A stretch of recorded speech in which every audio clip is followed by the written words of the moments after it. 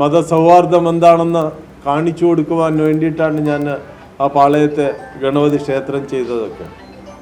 ഇപ്പോഴാണത് മതസൗഹാർദ്ദമായി എന്ന് തൊട്ടടുത്തുള്ള നമ്മളെ ഇമാം പോലും അദ്ദേഹത്തിൻ്റെ വായ കൊണ്ട് പറഞ്ഞതൊക്കെയാണ്.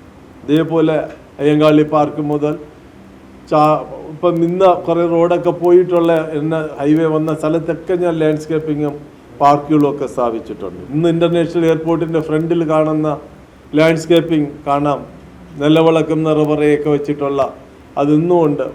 അത് ഞാനാണ് ഫുള്ളായിട്ട് ഫില്ല് ചെയ്ത് ലാൻഡ്സ്കേപ്പിംഗ് ഒക്കെ ചെയ്തത്. അല്ല എന്നുണ്ടെങ്കിൽ അത് വൃത്തികേടായിട്ട് കിടക്കും.